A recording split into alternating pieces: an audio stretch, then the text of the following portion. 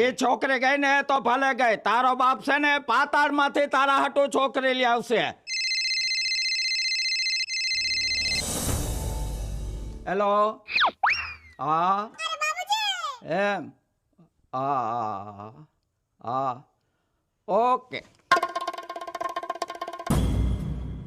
કચ્છમાંથી મારા હાઠોભાઈ નો ફોન આવેલ છે. તારા માટે આપણે છોકરી છે ને કચ્છમાં જોવા જવાની છે અને આપણે બધા એ બાને કચ્છમાં 4-5 દી ફરી આવીએ. વાહ વાહ વાહ, જોરદાર વાત કરી તો.